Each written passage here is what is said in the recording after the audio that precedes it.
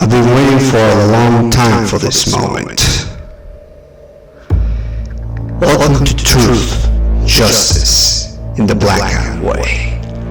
You'll find out that the only ideals I fight for are my own. The hierarchy of the DC Universe is about to change. And I'll give you my word. No one will ever stop. Well, Black Adam, you seem that your hierarchy is over there, and over there needs to take care of its own continuity. I guess you're not as powerful as I thought you would be. Eat peace, mother peacemaker. Please don't swear. I'm trying to make this review PG. Okay, fine. And by the way, if this was a wrestling match, I would totally kick your ass. Peace out, loser. I was going to change the hierarchy of the DC Universe. Goddamn Superman. And goddamn James Gunn. Superman! Well, finally, Superman is wearing his red underwear. Oh, without this movie, he would have been naked. Well, with that intro out of the way, I should probably introduce myself. I'm Enrique, welcome to another review, and yeah, it's finally time. We waited this movie for a long time, but now it's here. And now we are going to talk about James Gunn's latest superhero movie, Superman. It's been 12 years, if I'm not mistaken, since we saw anything about a Superman solo movie. Now, let me remind you people. Man of Steel came out in 2013, and despite the appearances of Superman in other movies like Batman v Superman or Justice League or any other cameo in the DC world, we never got a follow-up, or we never got another movie with the Man of Steel in it. And during that intervening time, a lot of people are under the belief that Superman is boring, that he's just a charismaless block of muscle who just flies, shoots lasers, and in the case of Man of Steel, that kills his enemies by snapping his neck. Which I'm going to get into at the end of the review. But yeah, I'm going to say right now, for those who don't know, I believe in my heart of hearts, above all the movies of Superman that I've seen, the Christopher Reeve versions, the Bryan Singer one, or even the Zack Snyder version, I firmly believe that this version of Superman is the best version. In my opinion, it's just as good as the original Superman that Richard Donner brought to us in the 70s. And I don't make that statement without any proofs.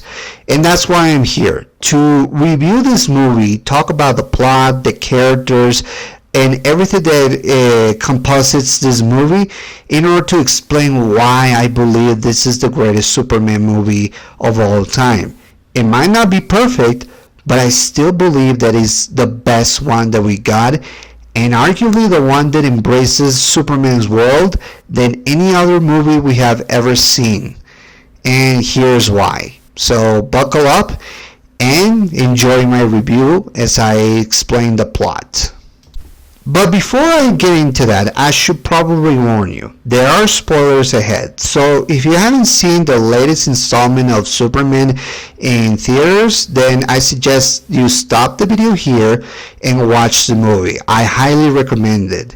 It is definitely one of the best ones, and there will be a lot of things in this movie that you probably don't want to be spoiled at. So please pause the video and watch the movie. Otherwise, if you have seen this movie, please don't spoil it to anybody else because they want to be surprised. And honestly, this is a movie that deserves to have as many people be surprised as possible. Because I consider it to be one of the best movies of all time. Because this video is taking too long to make, and it's basically 1 hour if I did this in one shot, I'm going to split the video into two parts. So this is going to be the first part. So with that out of the way, let's talk about the plot of this movie. Now, Everybody knows Superman's history, that he comes from Krypton, that Krypton exploded, that he was adopted by the Kents, that he grows up to be Superman, the whole shebang. This is picking up 3 years after he announces himself to be Superman. We see how Clark lives his life both as a reporter and as a superhero. We see the people he interacts with, his girlfriend Lois Lane, his friends from the Daily Planet, how he fights his enemies, how he deals with the whole Kryptonian technology from the Fortress of Solitude, the whole thing. This movie presents the idea of how Superman interacts, or how he tries to save as many people, but by trying to interfere in other countries. In this case, the two countries that are in the middle of all this are the countries of Boravian and Jahanpur, in which they are at war at this very moment, and it's all because of Lex Luthor. Now, Lex Luthor has plans for Superman in which he's trying to not only destroy him, but also using this kind of war for his own means, as well as finding out where the Fortress of Solitude is and discovering a horrible truth from the Kryptonian wreckage. And that is something that is going to challenge Superman, his ideals, his whole perspective on how he came to be, and this is putting him in a situation in which he has to figure out how to solve this, while also trying to figure out what's going on between the two countries at war and how to save his legacy. And that's something that this movie is challenging Superman to do, to basically fight for his legacy. Originally, the title of this movie was supposed to be Superman Legacy, but decided to drop the legacy out of the picture. But in many respects, this is still one of the plots of this movie, how Superman deals with his legacy, not just as Clark Kent, but also as Superman, as someone from another planet trying to live the life on Earth, and how people reactions to it, and how he deals with all of it. And that is the beauty of this movie, how Superman sees the world, how he tries to make the right thing, and despite having a lot of issues, he still put the best effort in order to save everyone and save the day. And that's something that I could relate to immensely.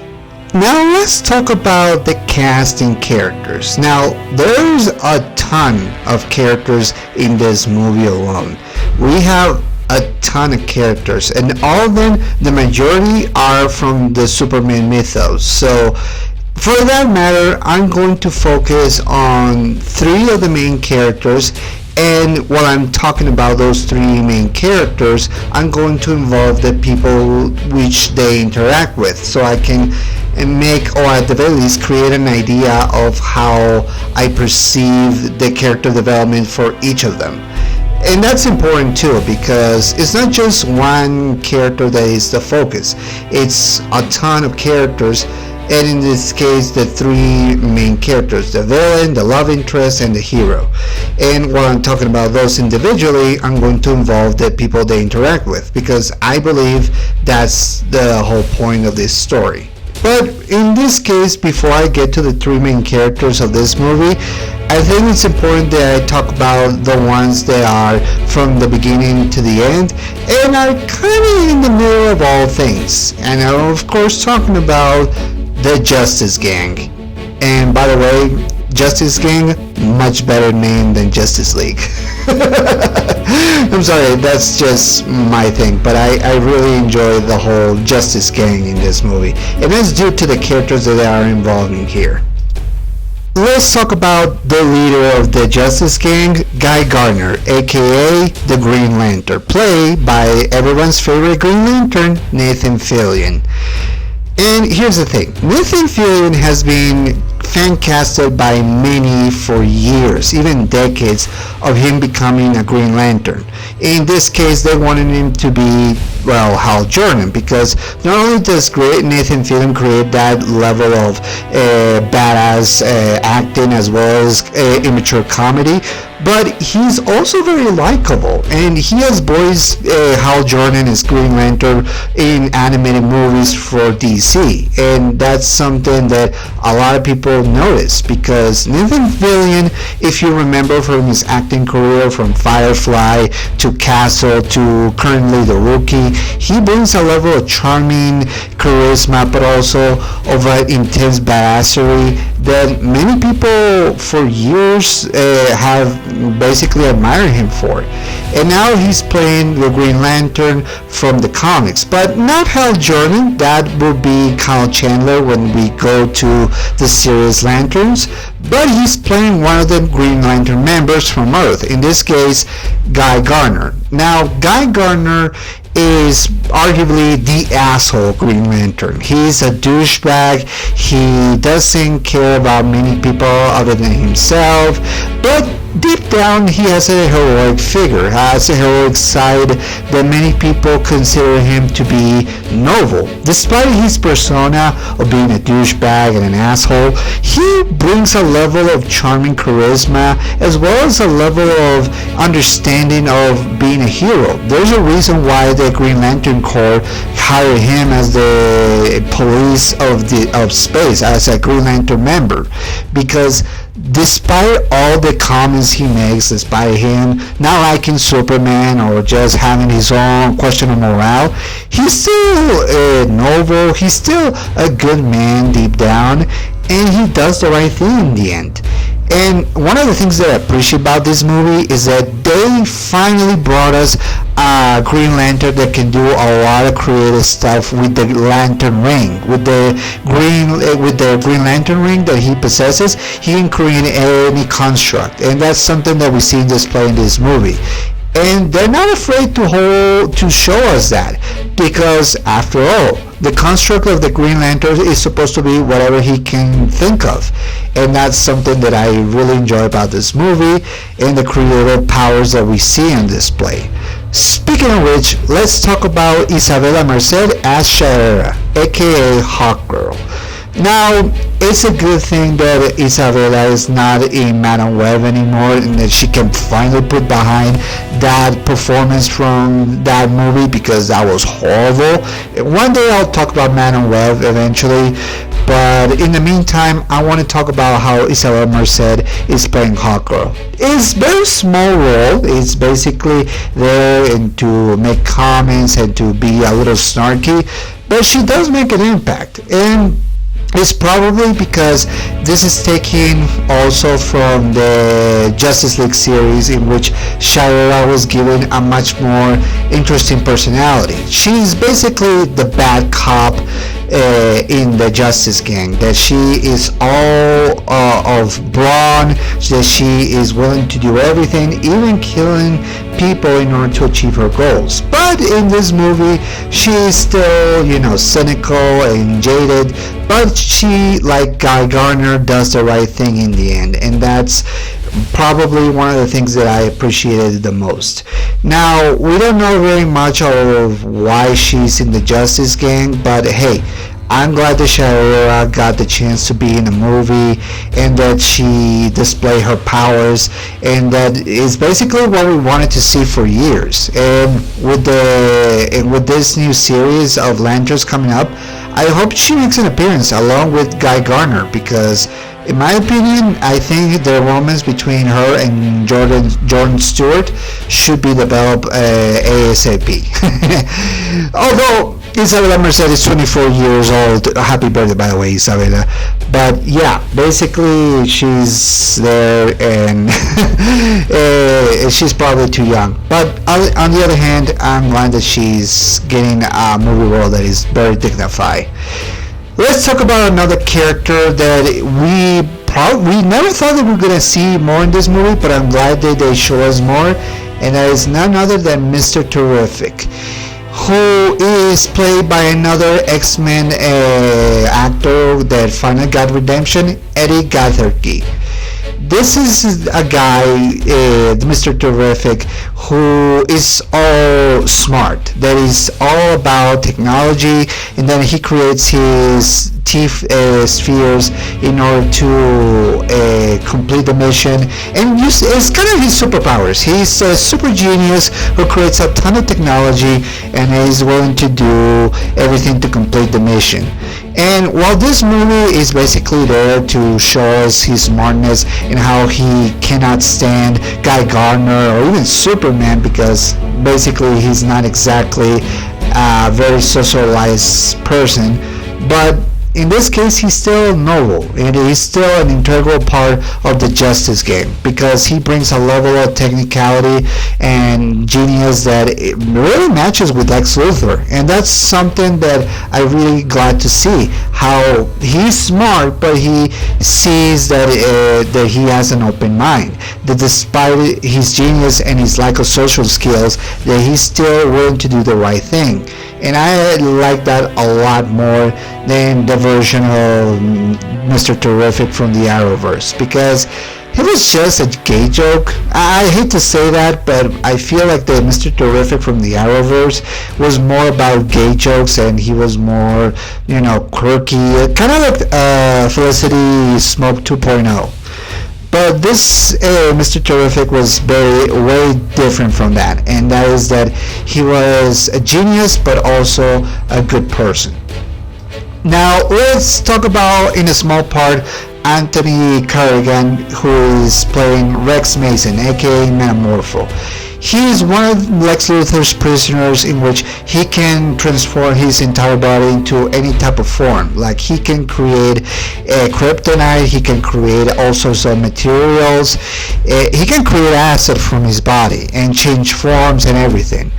And in this movie, he's basically a victim of circumstance, but thanks to Superman's efforts, he finds redemption and finds himself be in the side of the Justice Gang. So I'm really glad that in the end of the movie, he joins the gang and that he is a superhero for once. And let me tell you, Anthony Carrigan, under all that makeup and prosthetics, he really brings a level of charming and relatability to his character. Metamorpho is a character we haven't seen in any of the DC properties, and I'm glad that we saw it. And it's good that it's a practical effect that we see, at the very least, from his entire look. The CGI is more for his transformation, but I still find it entertaining and hilarious at times. And he brings a level of heart that we could use in the Justice slang, because he really is, it could be the heart of the group. But now let's talk about the three main characters. Let's start with the villain of the piece, which is Lex Luthor, played by Nicholas Hoult.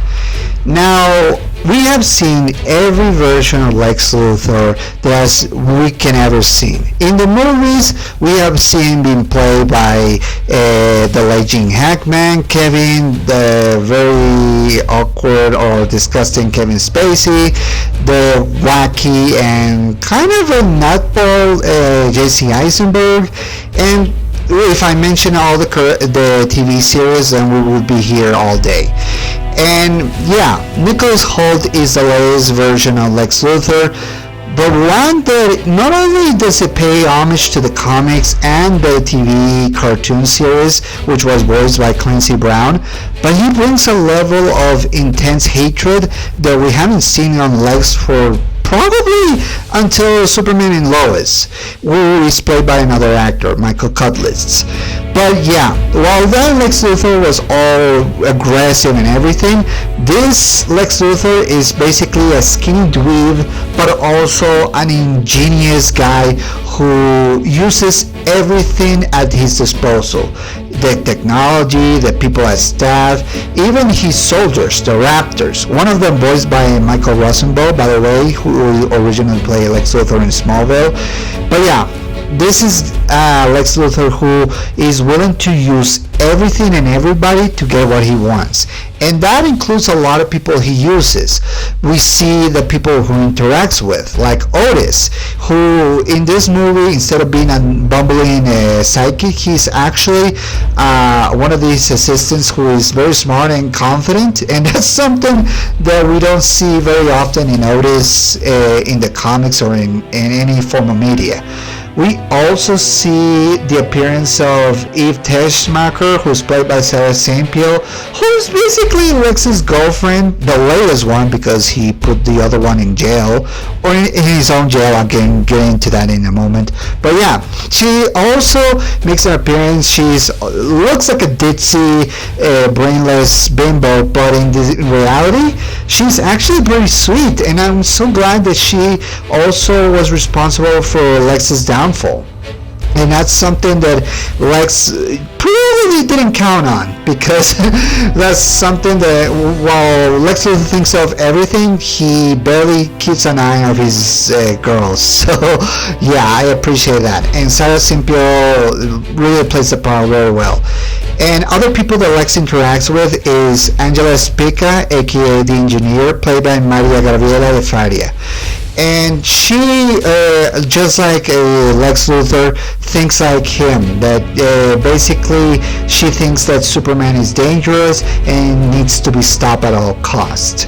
Now, the technology that Angela uses is nanotechnology, in which she uses in her body to develop any sorts of weapons that she can think of, and she will be important later in the story and brings out something that we haven't seen from anything in the comics, or at the very least in Superman lore. But yeah, Maria Gabriela plays the part very well.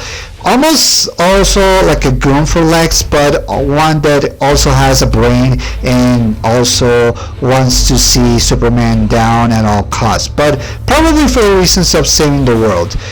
Now, I don't know how people are going to react to the character of Angela in this movie, because she's supposed to be one of the members of the Authority, which is a DC comic about a group of superheroes, or at the very least superpowered people that stop crime and other sorts of threats globally, but they're more inclined to kill people. And I don't know how the portrayal of Angela is going to fare for the fans in this movie, but hey, at least Maria brought something very intense and very serious to this role. On the side note, yeah, Maria Gabriela is from Latin America. I remember her from her TV show Isa TKM, which is a Latin American show, and she became famous for that. And I don't know how James Gunn noticed her, but I'm glad he did, because she is very, very good in this role. And not to mention Ultraman. I'm going to get into Ultraman later, but needless to say, he's the brawn in the fights of Superman, and that's something that Lex uses to his advantage, and for particular reasons. But yeah, going back to Lex Luthor, he is as intense and as hateable as he is in any form of media. He brings the level of genius to a whole new level, and he's willing to go through any sort of line, cross it by any means in order to get his goals. Hell, his entire goal in this movie is to get Superman. The entire war between Bolivian and Jahanpur is actually orchestrated by him, and all to get Superman. This guy brings a level of hatred to the character that we haven't seen for a long time, and that's something that I appreciate from Nicholas Holt's performance. He was inspired by Michael Rosenbaum, and thankfully he took notes, because he, as much as I love him as Beast in the X-Men movies, he is stupendous as Lex Luthor, and that's something I really enjoy. So now let's talk about the heroes, or at the very least the human part of this story, which is the people on the Daily Planet. And I'm going to start by talking about one of the main characters, which is Lois Lane herself, which is played in this movie by Rachel Brosnahan. Now, I don't know very much about the actress. I heard people talking about she was acting in other TV shows and other movies, But I'm going to keep the focus on her as well as the people she interacts with in this movie. And let me tell you, Rachel as Lois Lane is much better, way better than Amy Adams. It's amazing to think so. But one of the things I appreciate about Lois in this movie is that not only does she have her own arc, in which about how is she going to have a relationship with Superman, but also that she's capable, she's not a damsel in distress in this movie, and that she's actually helping Superman more so than Superman is saving her. It's actually ironic. But that's one of the things I appreciate from Lois Lane, that she's willing to go into danger for the sake of getting the truth out and do the right thing. So like I said, Lois Lane in this movie is having a relationship with Superman, which at that point she knows that's Clark, all the whole shebang. But the whole thing is, how is she dealing with the relationship? Because one of the things that she finds problems in the relationship with Superman is knowing his secret identity, challenging Clark in his ideals, like why is he doing things like saving people but not taking into account the consequences of how it will affect the other countries, and trying to figure out how to deal with that type of relationship. It's basically how you date someone that knows a lot and could be compromising your investigation. But that's something that doesn't stop Lois, because she still realizes how important Superman is and how much the truth matters, even though it could be hurt. But in a way of not just revealing everything to everybody. Like, she knows that Clark Kent is Superman, but she's not going to reveal his secret because Lois understands the importance of having a secret identity. But one of the things that she is struggling with is how to have a normal relationship with a guy that can fly, that can be strong and could fly at the sound of speed or something like that.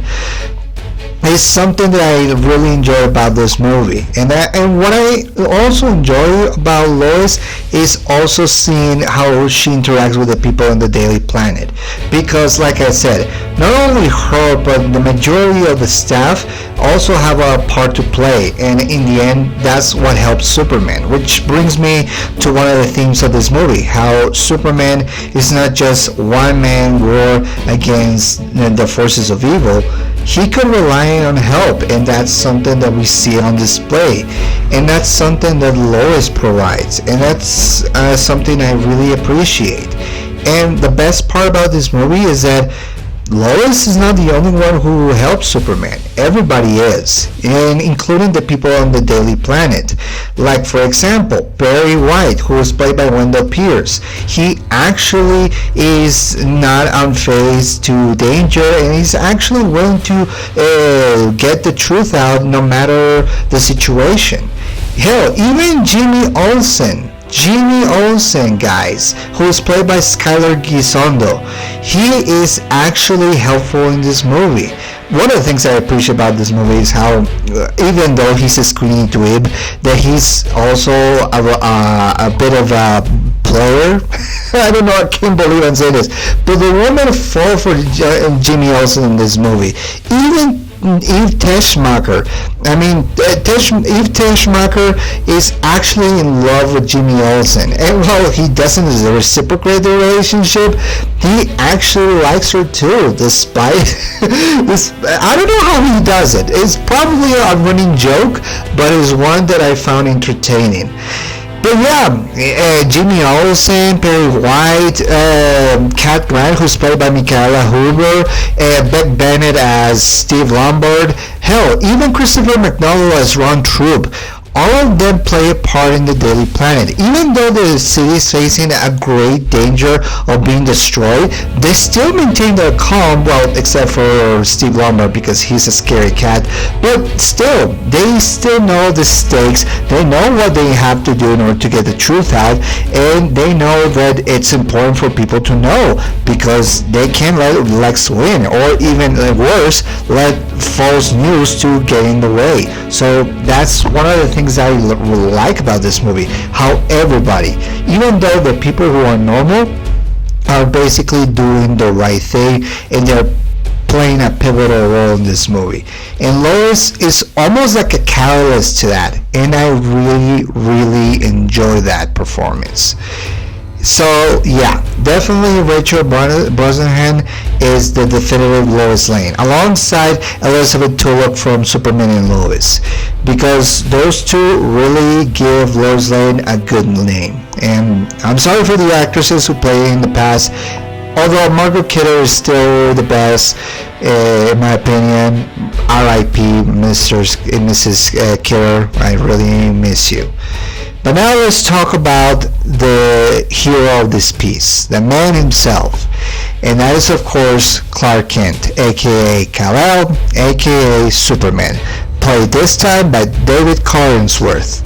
So in this case, we have seen so many versions of Superman in cartoons and in live action, in TV shows and movies. So what are my thoughts of Superman in this film? What are my thoughts of David playing this iconic character, the granddaddy of the superhero genre? Well, I would say this. David Corenswet, in my opinion, is one of, if not the best, Superman interpretations of all time. When I see David, when I see him in this movie, I don't see David. I see Superman. I see Clark Kent. And the best part is, he has a personality. That's something that we barely miss in any version, including the Bryan Singer and Zack Snyder versions.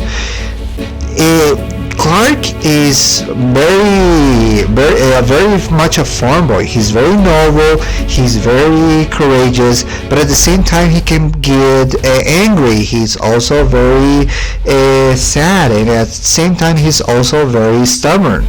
But at the same time, we love that stubbornness because he embodies the superhero iconic persona so much better than the forbearance. In my opinion, the only one that I enjoy more than him is Tom Welling, but not Tom Welling, but Tyler Hoechlin. But even that, it's still a good performance, guys. I mean, one of the things that I love about Clark Kent is that he has an arc. He has to discover who he is, what he is. After realizing the truth about Krypton and realizing about the truth about his parents, that's something that really impacts him. He questions himself. He realizes what's at stake, but he still does the right thing. And that's coming to play in this movie. That's the whole focus on Superman in this movie. That he needs to figure out what his legacy will be. Not be defined by the past, but actually make the choices for the future. Jonathan Kent in this movie makes the speech best. That his decisions, his own choices, are what defines him. Not the whole bloodline, not his inheritance, not his superpowers. Is his strong will to live, his own common sense, his force of will, basically. He makes the decisions, not the powers, not the legacy, not the Kryptonians, not anyone. He himself sees his actions. He makes the choices. And that's something that I really love about Superman. He really embodies the American dream more so than any other version. It's basically what we saw in the Christopher Reeve movies. He is still the charming good old self, but bringing so much level of conflict and much level of drama that he himself is struggling with. And I like that from David's performance, because he understands that being Superman is not just a job, it's a responsibility, it's a way to inspire people. Superman is not just an alien from the planet Krypton who just landed on Earth and started saving people. He's a guy who had a life, who had loved, who had lost, who had made mistakes. Superman said it himself. He made mistakes, but he will make the best decisions he can in order to make everything good again and to save every life that matters. And that's something that we see in this movie. Superman cares about everybody and everything, not just humans, but animals as well. He has a dog called Crypto, and that is so amazing. He even saves a squirrel. He even has robot assistants in his fortress, which he not only does he have names for, but also cares about them. He has feelings for a robot called Superman Robot Number 4. That's so inspiring. Guys, if you notice from my voice, I really enjoyed this performance. It's the best interpretation of Superman that we have ever seen, and in my opinion, it makes the movie. It is the performance that we needed for this version. We needed a Superman that had a personality, that had a life, that had traits, that had likes and dislikes. This is something that James Gunn is good at, and thankfully he never made the character into a brooding idiot or a guy who saves the world while letting all the city die. This is something that he knows that it's important. And I'm glad that James Gunn captured that and that David's performance made it all work. Now I'm going to get into the parents of Superman, because I think not only is Superman as important, but also who raised him and who his heritage comes from. Now, I'm going to reveal about something about his parents. I'm going to start with the Kryptonian ones. So, we all know that Jor-El and Lyle Ben sent Clark to Earth. By the way, Jor-El and Lyle Ben are played by Bradley Cooper and Angela Seraphine.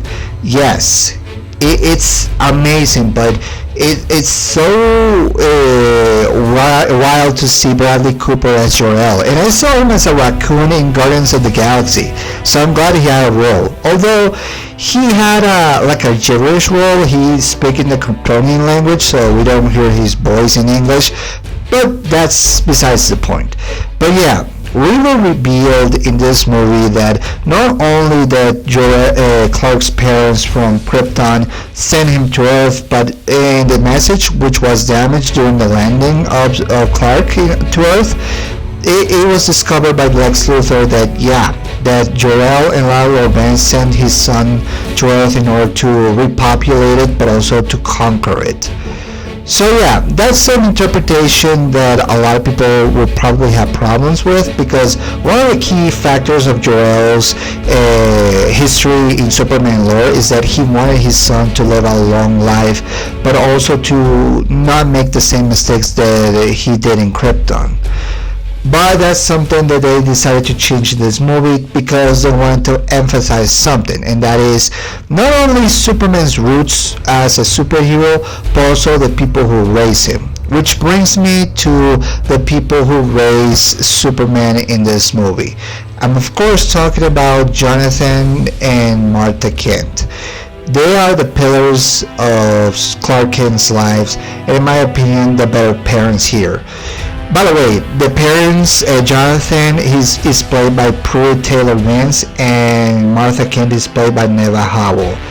And let me tell you, those two are much better parents than not only this version of Krypton's parents from this movie, but also from the ones in the Zack Snyder version. Because by God, even though Kevin Costner and Diane Lane are great actors, they don't come as near as likable as these two versions of Jonathan and Martha Kent. Because here's the thing, Jonathan Kent is alive in this version. So yeah, if you wonder why, I'm going to explain right now. In other versions of Jonathan Kent, they kill him from a heart attack because they want to emphasize the idea that despite all the powers that Clark has that he's still incapable of stopping death, and that's something that comes into play in many versions. However, I always prefer that Jonathan and Martha Kent are alive in different versions, because one thing that is important to remind people is that this is not a Spider-Man situation. Spider-Man is Spider-Man, and he loses people but still continues. But Superman is different, because it's important to establish why Jonathan and Martha Kent matter to Superman, to Clark Kent, because the reason why Superman is born is because Jonathan and Martha inspire their son to do right things. Yes, Jonathan and Martha inspire Clark to do the right thing, to save people. We don't just say, oh, let people die in order to cover your secret, or you don't know this thing, the people a thing. You never did. Don't save people because of that. No, they actually inspire Clark to do the right thing, to be a hero. That's why I appreciate it the most. And Jonathan's scenes with Clark in this movie are some of the best. It's my favorite in my opinion.